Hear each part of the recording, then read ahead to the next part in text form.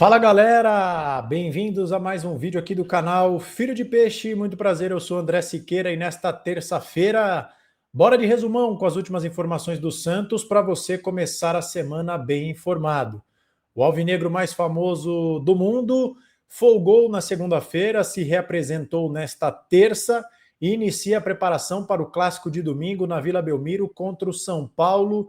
Jogo 8h30 da noite, esse horário é de lascar o trabalhador que vai da capital para a Baixada Santista e depois tem que voltar para casa porque no dia seguinte trabalha. Mas enfim, isso é um tópico lateral. Neste vídeo nós vamos falar sobre Gabriel Brazão. O goleiro santista é dúvida para o clássico contra o São Paulo e eu vou te explicar por quê. Falaremos também sobre a crítica, o protesto, melhor dizendo, do presidente do Santos contra as decisões recentes da arbitragem. Será que isso vai mudar alguma coisa? Responderemos também a seguinte pergunta: cadê o Bilal Brahimi? Por que ele ainda não foi anunciado? E por fim, a autossabotagem de Zé Ivaldo, que pode ter atrapalhado o seu plano de seguir no Santos.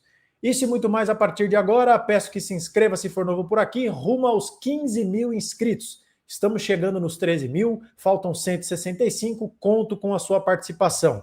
Ative o sininho para não perder nenhuma novidade, comente, compartilhe, não esqueça do seu like, hype o vídeo e se você quiser e puder, torne-se membro do nosso canal a partir de R$ 2,99 por mês, acesso antecipado aos vídeos, os membros estão vendo esse vídeo logo pela manhã de terça-feira, entre outros benefícios, nosso grupo de WhatsApp, prioridade nas perguntas das lives, etc, etc e etc. Beleza, galera? Muito obrigado a todos pelo apoio, aos membros, aos inscritos convencionais, digamos assim.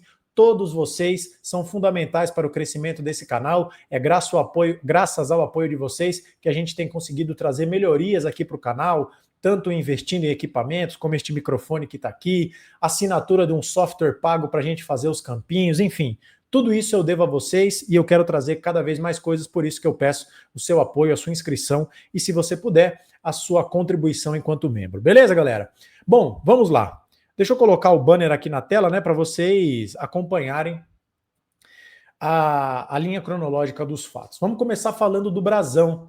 Um lance muito preocupante, muito assustador no jogo contra o Atlético Mineiro. O Brazão, arrojado como é, sai numa bola dividindo com o Igor Gomes, que tenta pular, infelizmente acerta o goleiro santista, um lance acidental, infelizmente esse tipo de coisa acontece. O Brazão ficou com aquele calombo gigantesco na cabeça, tentou voltar a jogar, depois caiu no campo, saiu de ambulância, foi hospitalizado, mas graças a Deus, pelo que consta, está bem, inclusive voltou com a delegação santista no mesmo voo para São Paulo e a priori está bem. Mas Gabriel Brazão é dúvida contra o São Paulo e eu vou te explicar por quê.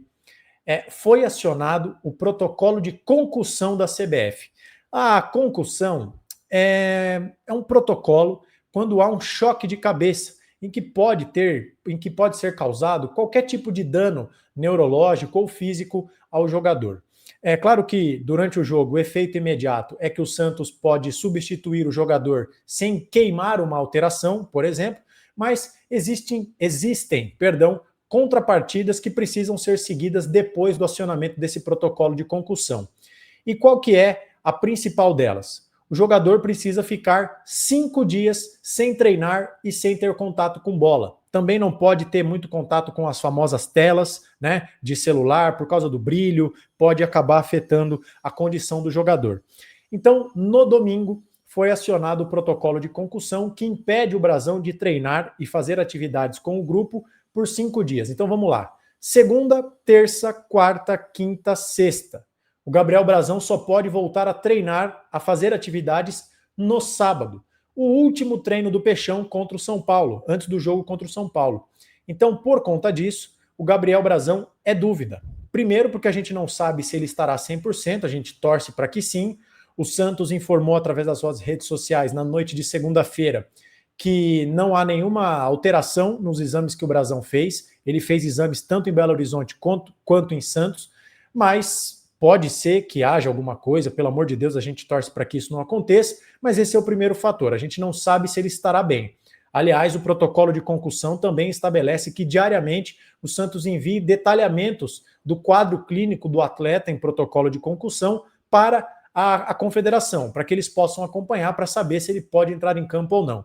E em segundo lugar, gente, porque nós sabemos que o goleiro, como todo jogador de futebol, precisa de ritmo, precisa de explosão, precisa de dinâmica. E um jogador profissional que ficará 5 dias sem poder treinar, é claro que isso afeta a sua explosão, sua elasticidade, seu potencial de reflexo. Então, por conta disso, o Gabriel Brazão é dúvida. Significa que ele não joga contra o São Paulo? Não, não significa. Mas é possível que ele fique de fora, e aí nós, santistas, vamos ter que apoiar mais uma vez o goleiro Diógenes, que foi um herói improvável, mas absolutamente necessário para o Santos ter conquistado o ponto que conquistou contra o Atlético Mineiro.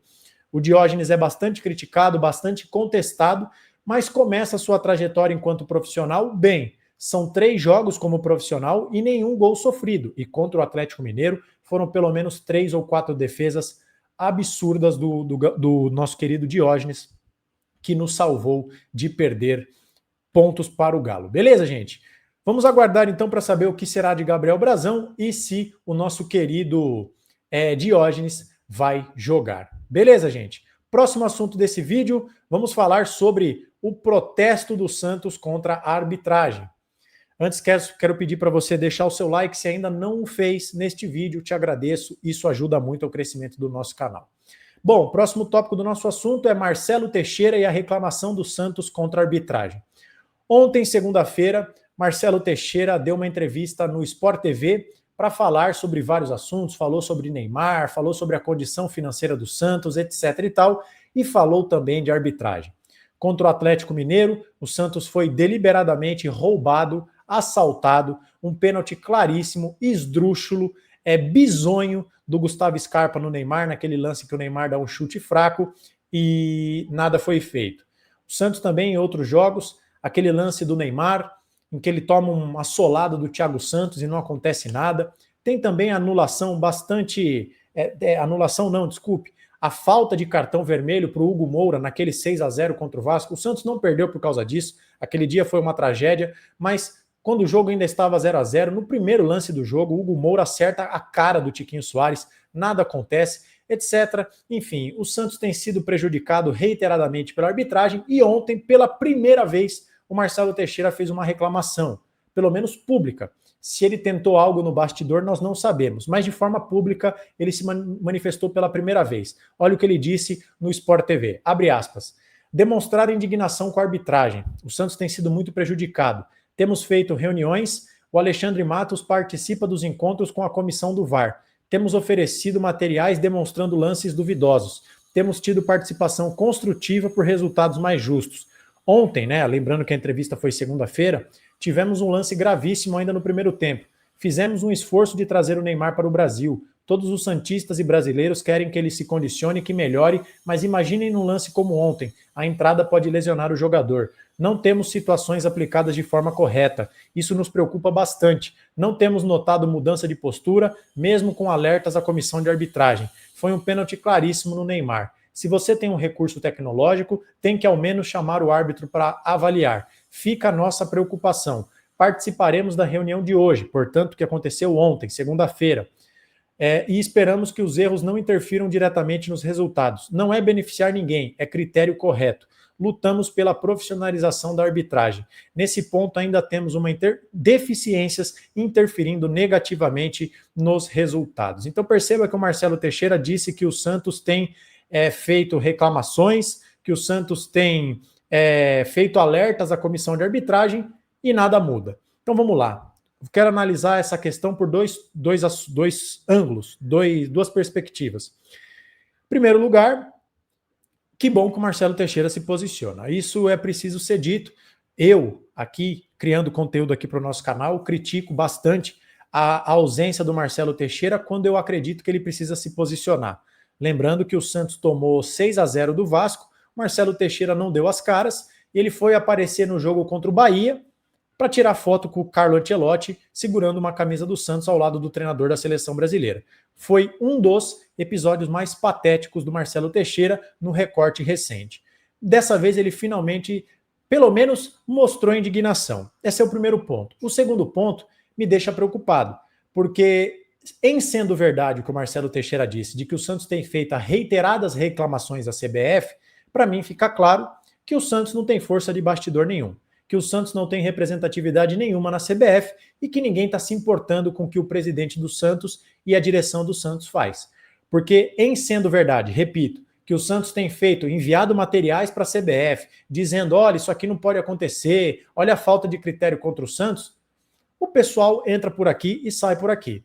No jogo contra o Atlético Mineiro, uma atuação vergonhosa do senhor Bruno Arleu de Araújo, o árbitro, lances iguais, para o Santos era cartão amarelo, para o Atlético Mineiro nada, um juiz absolutamente caseiro, esse pênalti escandaloso, ridículo em cima do Neymar, toda a polêmica do jogo contra o Vasco, a entrada dura do Thiago Santos, que marcou a perna do Neymar, enfim, pelo menos 3 jogos seguidos em que o Santos é prejudicado pela arbitragem e nada acontece.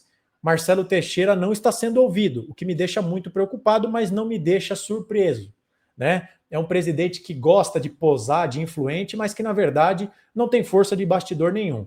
Vai ver se isso daí acontece com o Flamengo. 3 jogos seguidos sendo garfado. Vai ver. O Palmeiras solta nota, outros clubes soltam nota, dizendo que querem um veto de tal juiz apitando o jogo do Santos, e é acatado. O Santos fala, reclama e parece que está pregando no deserto, nada acontece e continuam prejudicando o Santos. Essa é a minha opinião. Marcelo Teixeira está certo de demonstrar indignação pública, mas aparentemente ninguém se importa com o que o presidente do Santos pensa sobre a arbitragem. Beleza, gente? Para a gente dar andamento aqui no nosso vídeo, quero agradecer a todos que estão aqui na audiência. Vamos falar de Bilal Brahimi. Cadê o Brahimi, galera? Bom, ele já está no Brasil há algum tempo, já está treinando com algumas limitações, porque já que ele não é anunciado e, portanto, ainda não é oficialmente jogador do Santos, o cara não pode ter contato com o grupo, porque vai que, né, bate na madeira aí, causa uma lesão, e aí o Santos não assina com o rapaz, e aí o cara fica lesionado. Isso seria um problema, inclusive, para a sequência da carreira do atleta. Mas ele já está fazendo alguns exercícios nas estruturas do Santos, mas ainda não foi anunciado. A pergunta é, por quê? E eu te explico. A resposta é burocracia. O Bilal Brahimi está aguardando o seu visto de trabalho para ficar aqui no Brasil.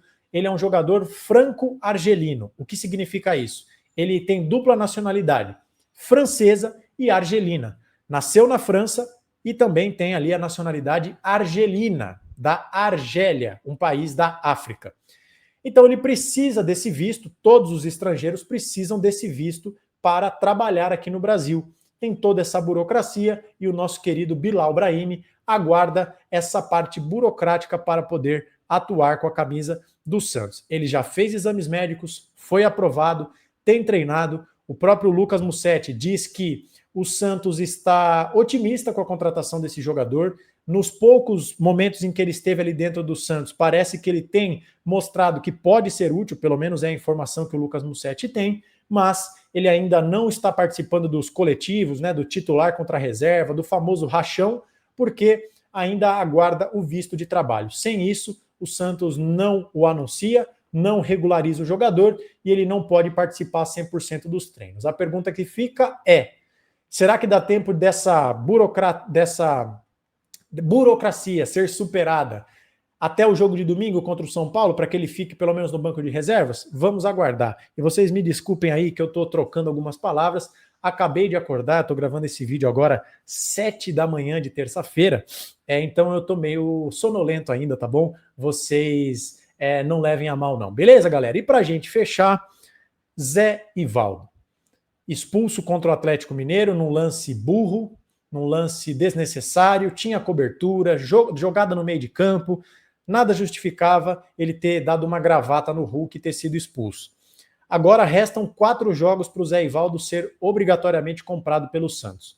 Se ele entrar em campo nessas 4 partidas, o Santos é obrigado a comprá-lo em definitivo por $1 milhão, aproximadamente 6 milhões de reais. O Zé Ivaldo se auto-sabotou, foi expulso e agora volta para o final da fila. O Santos tem Luan Pérez, tem Adonis Frias, que entrou no lugar depois para compor ali o miolo de zaga depois da expulsão do nosso querido Zé Ivaldo. Temos o João Basso, que ficou no banco de reservas depois de um período de lesão.